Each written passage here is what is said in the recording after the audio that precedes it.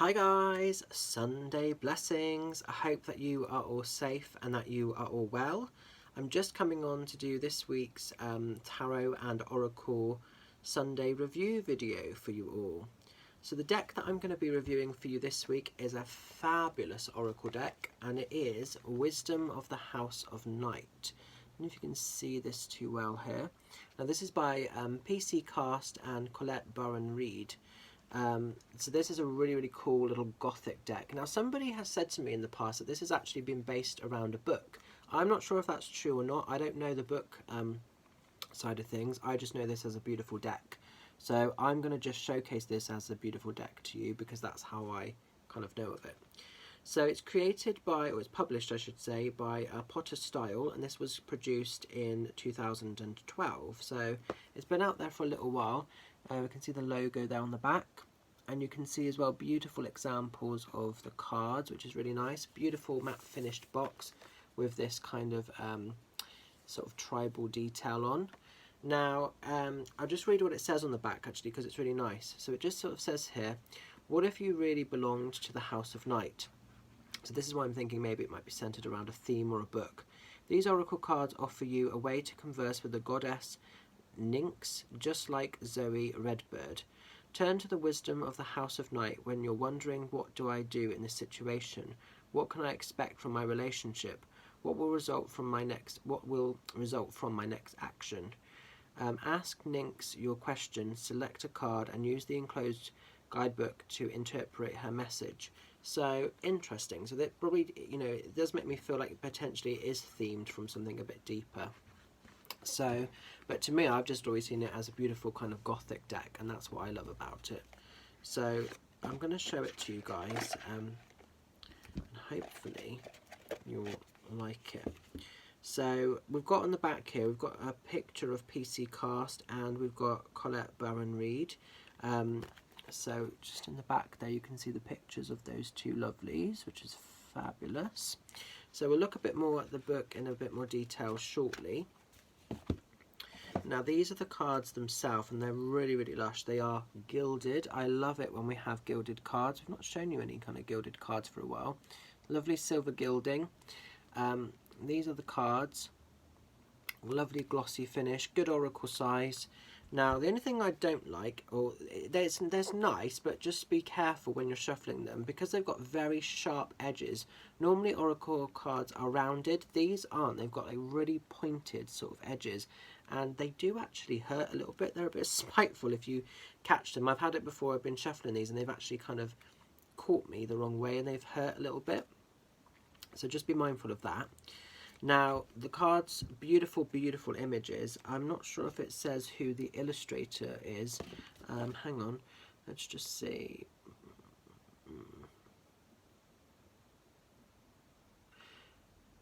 Designed by, here we go, illustrations by Jena DellaGrottaglia.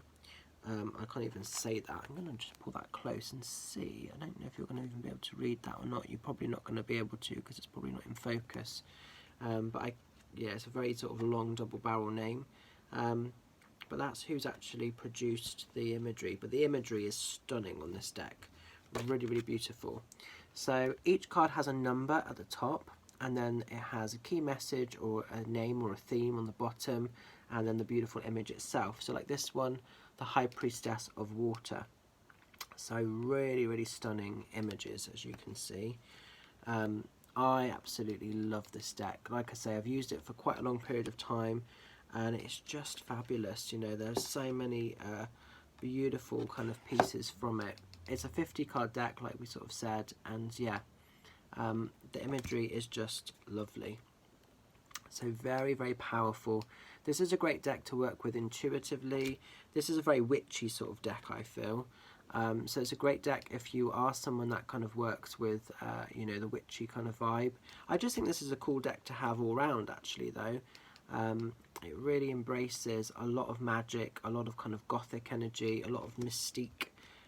It's just beautiful. It's like I say, it's an easy sort of 10 for me, this deck, in so many ways. And if I knew the book or the, you know, maybe the additional stuff around it as well, that might add a bit more purpose, but I don't think it would you know, be too much of an issue either way, to be honest, because I like this deck just as a deck, so sometimes being none the wiser is also fine.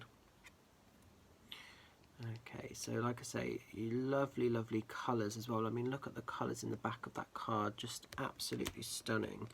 And each message is pretty clear with what is being described and showcased via the picture. So you've got loads to work with here.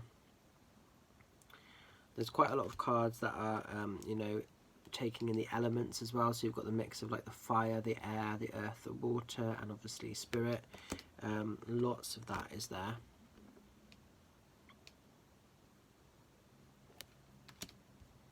I really like the High Priestess cards. There's a few of these. I think there's them for all the elements, certainly for the earth and the water. And I just think that they are beautiful, you know, very, very powerful energies. So I want to show you enough of these so you can see. I don't know if I'll show you the whole deck, but I want to definitely show you enough of these kind of cards. Lots of cats as well, lots of familiars and different pieces in there. Just lots of emotions, just like I say, a very, very powerful deck to work with, High Priestess of Spirit. You know, and again, you can take so much. I love all these faces along the top there, all looking down.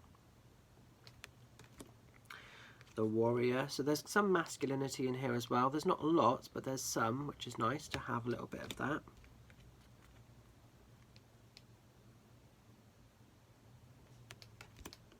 But like I say, really, really powerful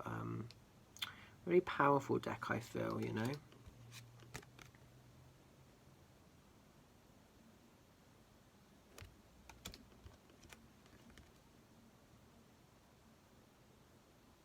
And like I said, I think the artwork is stunning. Some of the images almost look like photos. They're not, but they look almost like photographs, where they're so beautiful. High Priestess of Air. So it's just fire we haven't had so far. And again, look at those really, really powerful images.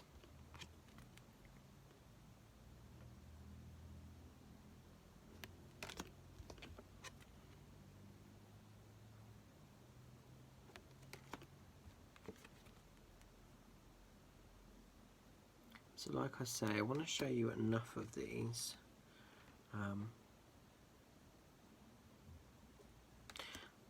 Now I've had this deck for quite a long time actually, and it's always one of my go-to decks. I use it a lot when I do live readings. It's just a really, really powerful deck. Like I say, it's definitely probably my favourite, or one of my favourite oracles to have or to work with. Okay, there's the High Priestess of Fire I've just seen.